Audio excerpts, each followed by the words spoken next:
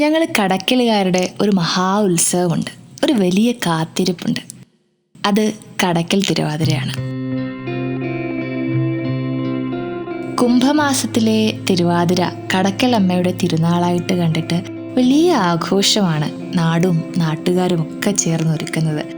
ശരിക്കും പറഞ്ഞാൽ വലിയൊരു പ്രതീക്ഷയോ അല്ലെങ്കിൽ ഒരു ആശ്വാസമോ ഒക്കെയാണ് തിരുവാതിര നാള്. ദേവിയുടെ നടയിലെത്തി സർവാപരാധങ്ങളും ഏറ്റുപറഞ്ഞ് ക്ഷമ ചോദിച്ച് പുതിയൊരു വഴി കാണിച്ചു തരണേ എന്ന് ഭക്തരെല്ലാവരും ഒരേ സ്വരത്തിൽ പറയുന്ന ഞങ്ങളുടെയൊക്കെ ഒരു ആശ്രയം തന്നെയാണ് കടക്കലമ്മയും കടക്കൽ ക്ഷേത്രവും.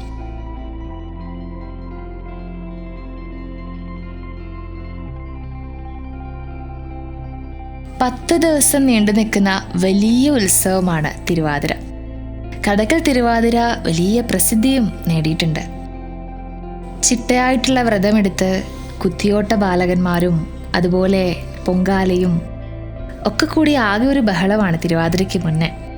മകീര നാളിലാണ് ദേവിക്ക് പൊങ്കാല.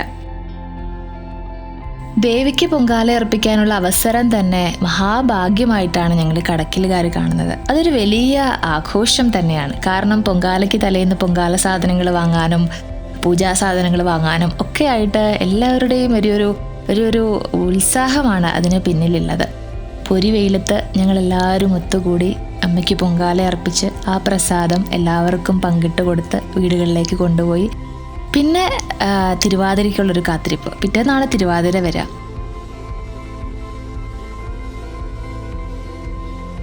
കടക്കലമ്മയുടെ തിരുനടയിൽ, അതായത് ഉത്സവം എന്നില്ല, എല്ലാ ദിവസവും ഉള്ള ഒന്നാണ് കളമെഴുത്തും പാട്ടും. അത് കേൾക്കുമ്പോൾ തന്നെ മനസ്സിനൊരു സന്തോഷവും ആശ്വാസവും ഒക്കെയാണ്. അമ്മയുടെ മടിയിൽ നമ്മളിങ്ങനെ സുരക്ഷിതരായിട്ട് കിടക്കുന്ന ഒരു ഫീലാണ്.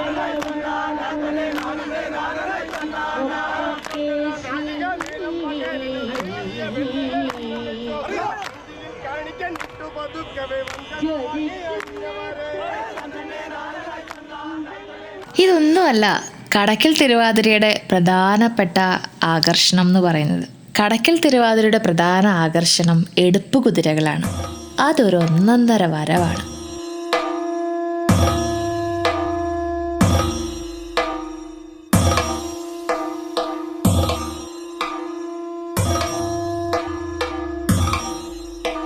എടുപ്പ് കുതിരകളുടെ ഒരുക്കങ്ങൾ തന്നെ ഒന്ന് കാണേണ്ടതാണ്.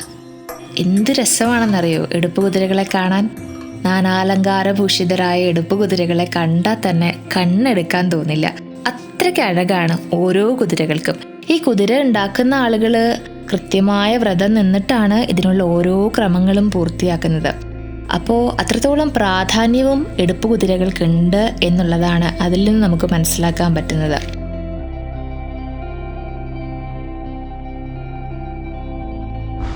നിർമ്മാണ പ്രവർത്തനവുമായി ബന്ധപ്പെട്ട് ഏകദേശം 10-20 പേർക്കുള്ള കഠിനമായ അധ്വാനമാണ് ഇതിനകത്തുള്ള ഏറ്റവും വലിയ ഘടകം എന്ന് പറയുന്നത്.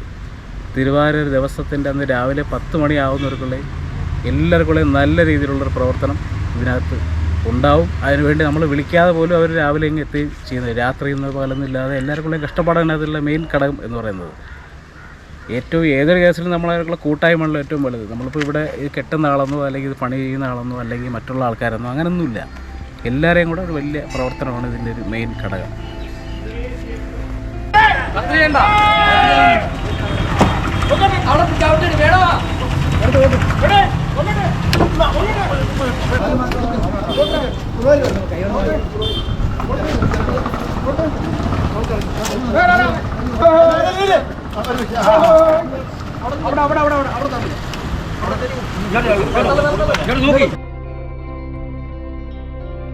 എടുപ്പ് കുതിരകളുടെ നിറങ്ങൾ തന്നെ നമ്മളെ ഒരുപാട് അത്ഭുതപ്പെടുത്തുന്നതാണ്.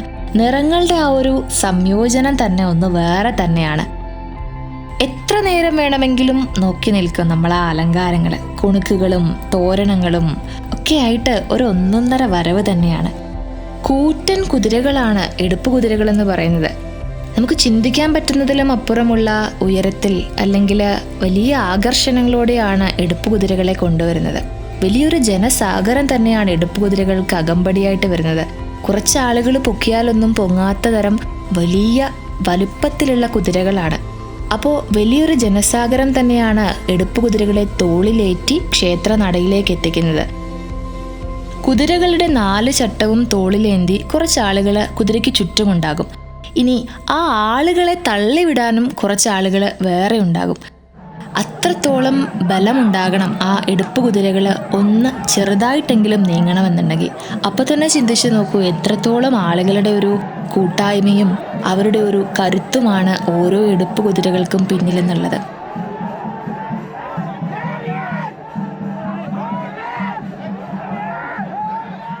തിരുവാതിരയ്ക്ക് 4 ദിവസത്തിന് മുമ്പാണ് നമ്മൾ കെട്ട് തുടങ്ങുന്നത്. ഇവിടെ വെച്ച് കൂടാരം, തൊപ്പി, കതിരുകാല് എല്ലാം സെറ്റ് ചെയ്ത് എന്നിട്ട് ഇവിടുന്ന് നേരെ ആലിൻ്റെ മുട്ടിലേക്ക് കൊണ്ടുപോകും. ആലിൻ്റെ മുട്ടിൽ കൊണ്ടുപോകും ചട്ടവും പടിയും അടിച്ചു കൂട്ടി അതിനകത്താണ് സെറ്റ് ചെയ്യുന്നത് മൊത്തം.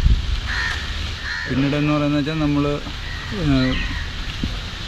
അവിടെ കൊണ്ടുവന്ന് എല്ലാം റെഡിയാക്കി കെട്ടി തിരുവാതിരന്ന് ഒരു 10 മണിയാകുമ്പോൾ കമ്മറ്റിക്കാരെ നമ്മൾ ഏൽപ്പിക്കും. അതുവരെ ഉത്തരവാദിത്തം നമുക്ക് എല്ലാവർക്കും മൊത്തത്തിൽ ഉണ്ട്. എന്നിട്ട് അവിടെ കൊണ്ടുവന്നിട്ട് 10-11 മണിയാകുമ്പം വടം അവരെ ഏൽപ്പിക്കുകയാണ്. അപ്പോൾ നമുക്കുള്ള ജോലി തീർന്നിട്ട് പിന്നെ എല്ലാം റെഡിയാക്കി പിന്നെ നമ്മൾ എഴുന്നള്ളത്ത് തുടങ്ങി ഇവിടുന്ന് എടുത്ത് പീടികയിടയിലേക്ക് കൊണ്ടുപോകും.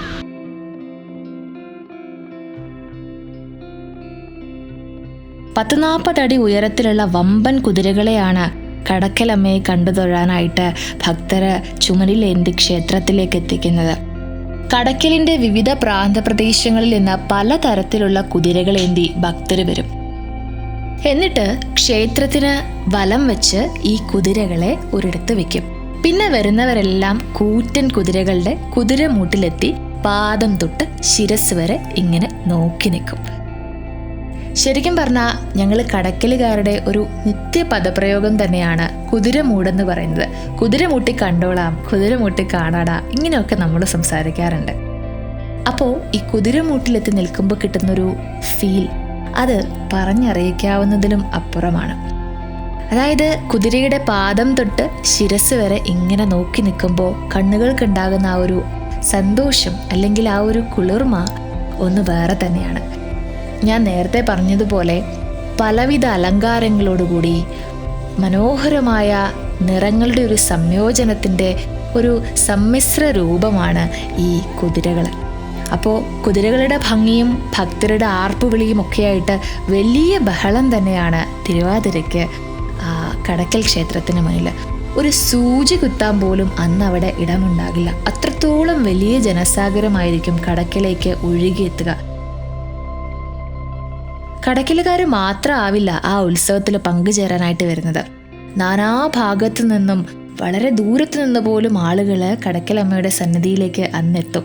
കാരണം എടുപ്പ് കുതിരകൾ ഒരു പ്രൗഢി തന്നെയാണ്. എടുപ്പ് കുതിരകളുടെ ആ ഒരു അഴകും ഭംഗിയും വരവും ഒക്കെ കാണാൻ കാത്തിരുന്നിട്ട് എത്ര തിരക്കുണ്ടെങ്കിലും ആളുകൾ അവിടേക്ക് എത്താറുണ്ട്. അപ്പോൾ അത്രത്തോളം പ്രാധാന്യവും സന്തോഷവുമാണ് കടക്കൽ തിരുവാതിരയും എടുപ്പ് കുതിരകളും ജനങ്ങൾക്കും നാടിനും നൽകുന്നത്. ശരിക്കും ഈ കുതിരയെടുപ്പ് ആരംഭിക്കുന്നത് 3ാമത്തെ കുതിരയെ കിട്ടുന്ന കിളിമരത്ത് കാവിലെത്തി നാളികേരം ഉടച്ചു കഴിഞ്ഞിട്ടാണ്. കുതിരയെടുപ്പ് ആരംഭിക്കുന്നതിന് കൃത്യമായ ചിട്ടവട്ടങ്ങളുമുണ്ട്. എടുപ്പ് കുതിരകളെ ചുമലിലേറ്റാൻ വരുന്ന പുരുഷ കേസരികളെ കാണാൻ തന്നെ ഒരു പ്രത്യേക ഭംഗിയാണ്. വെള്ള വസ്ത്രം ധരിച്ച് കാരിരുമ്പിന്റെ കരുത്തോടെ ഊർജ്ജസ്വലരായ ഒരു കൂട്ടം പുരുഷന്മാർ, ഒരു കൂട്ടം എന്ന് പറഞ്ഞാൽ പോരാ, ഒരു വലിയ ജനസാഗരം. അവരുടെ കരുത്തിലാണ് കുതിര ക്ഷേത്രത്തിലെത്തുക. ക്ഷേത്രസന്നിധിയിലേക്ക് എടുപ്പ് കുതിരകളെ ചുമലിലേന്തി വരുന്ന വലിയ ജനസാഗരത്തെ കണ്ണെടുക്കാതെ തന്നെ നോക്കി നിൽക്കാൻ തോന്നും നമുക്ക്. അത്രത്തോളം ആരവങ്ങളും അതുപോലെ തന്നെ ആരോഗ്യവും ഒക്കെ ചേർന്നൊരു വരവാണിത്. ആളുകളുടെ ആരവം തന്നെ വലിയ ശ്രദ്ധ നേടും. കാരണം അത്രത്തോളം ഭാരമുള്ള കുതിരകളാണ് അവരുടെ ചുമലിലുള്ളത്. ആ കുതിരകൾക്ക് ഒരു പോറൽ പോലും ഏൽക്കാതെ ഒരു ഭംഗിയും നഷ്ടപ്പെടാതെ ദേവീനടയിൽ എത്തിക്കുക എന്നുള്ളത് അവരുടെ വലിയൊരു ഉത്തരവാദിത്തമാണ്. അതിലുപരി അവരുടെ ഒരു വിശ്വാസമാണ്. ഒരനർത്ഥവും ഉണ്ടാകാതെ എടുപ്പ് കുതിരകളെ ദേവീനടയിൽ എത്തിക്കുക എന്നുള്ളത്.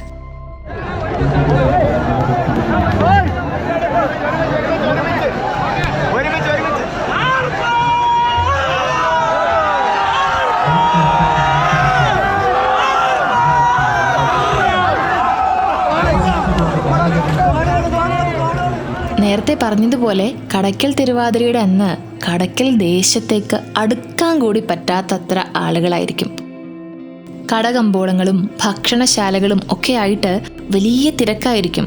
പോലീസിനൊക്കെയുള്ള ജോലിഭാരം പറഞ്ഞറിയിക്കാൻ പറ്റില്ല. പിന്നെ കടയ്ക്കൽ തിരുവാതിരയുടെ തിരക്കിനിടയിൽ ചില സമയത്തൊക്കെ എനിക്ക് തോന്നാറുണ്ട്, എങ്ങനെയാണ് ഈ കണ്ട പോലീസുകാരൊക്കെ ഈ വലിയ ജനത്തെ നിയന്ത്രിക്കുന്നത് എന്നുള്ളത്. അത്രത്തോളം ആളുകളാണ് അന്ന് അവിടെ എത്തുക. ആ ക്ഷേത്ര മൈതാനം മുഴുവൻ നിറഞ്ഞു കവിയും. ആളുകളെ കാണാൻ പറ്റാത്തത്ര തിരക്കായിരിക്കും. തിക്കി തിരക്കി ആ തിരക്കിനിടയിൽ കൂടെ ഊളിയിട്ട് വേണം നമുക്ക് പോവാൻ. കുട്ടികളെ ആകർഷിക്കാനായിട്ട് ഒരുപാട് കൗതുകങ്ങളും അത്ഭുതങ്ങളും കടയ്ക്കൽ തിരുവാതിരയ്ക്ക് ഉണ്ടാകാറുണ്ട്. അമ്യൂസ്മെന്റ് പാർക്കുകളും മറ്റ് ആകർഷകമായിട്ടുള്ള ഒരുപാട് കാര്യങ്ങൾ ഉത്സവത്തോടനുബന്ധിച്ച് വരും. ചെറിയ കുട്ടികൾ തൊട്ട് മുത്തശ്ശിമാർക്ക് വരെ കടയ്ക്കൽ തിരുവാതിര വലിയ ഓളമാണ്, അല്ലെങ്കിൽ വലിയൊരു ഊർജമാണ് നൽകുന്നത്. വീടുകളിലൊക്കെ 4 തരം പായസവും 2 തരം പായസവും ഒക്കെ കൂട്ടി വലിയ സദ്യ ഉണ്ടാകും, അതിഥികളുണ്ടാകും. എല്ലാവരും കൂടിയിട്ട് ഒരു ആഘോഷമേളം തന്നെയാവും കടയ്ക്കൽ ദേശത്ത് എന്ന്.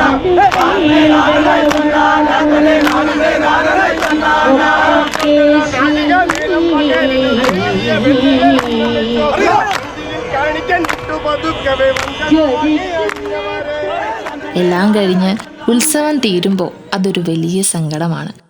അതുവരെ ഉണ്ടായിരുന്ന ആർപ്പുവിളികളും ലൈറ്റുകളും ബഹളവും ഒക്കെ പെട്ടെന്നങ്ങ് നിന്നുപോകും. ദേവിക്ക് കുമ്പളങ്ങ വെട്ടി ഗുരുതി അർപ്പിക്കുന്നതോടു കൂടിയിട്ടാണ് കടയ്ക്കൽ ഉത്സവത്തിന് തിരുവാതിരയ്ക്ക് സമാപനമാകുന്നത്. അത് വലിയൊരു നൊമ്പരം തന്നെയാണ്. കാരണം ആഘോഷങ്ങളുടെയും ആർപ്പുവിളികളുടെയും ഓളം, അല്ലെങ്കിൽ അത് സമ്മാനിച്ച സന്തോഷം പെട്ടെന്നങ്ങ് തീർന്നു പോകുന്നൊരു ഫീലാണ്. കടയ്ക്കൽ തിരുവാതിര കഴിഞ്ഞാൽ പിന്നെ അടുത്ത വർഷത്തെ തിരുവാതിരയ്ക്കുള്ള കാത്തിരിപ്പാണ് ഞങ്ങൾ കടയ്ക്കലുകാർക്ക്. കാരണം അതൊരു വലിയ ഒത്തുകൂടലാണ്, ഒരു ഒത്തുചേരലാണ്. കുശലം പറയാനും സന്തോഷം പങ്കുവയ്ക്കാനും സങ്കടങ്ങൾ പങ്കുവയ്ക്കാനും ആശ്വാസം നേടാനും ഒക്കെ ആയിട്ടുള്ള ഒരു വലിയ വേദി. അപ്പോൾ കടയ്ക്കൽ തിരുവാതിര ഞങ്ങളുടെയൊക്കെ ഹൃദയത്തോട് എന്നും ചേർന്നുണ്ടാകും. ഓരോ ഉത്സവങ്ങളും ഓരോ അനുഭൂതികളാണ് നമുക്ക് സമ്മാനിക്കുന്നത്. കടയ്ക്കലിലേക്ക് എത്താത്തവർ കടയ്ക്കൽ ദേവിയെ കണ്ട് കടയ്ക്കൽ തിരുവാതിരയുടെ ഭാഗമാകാൻ ശ്രമിക്കണം എന്നതാണ് എനിക്ക് പറയാനുള്ളത്.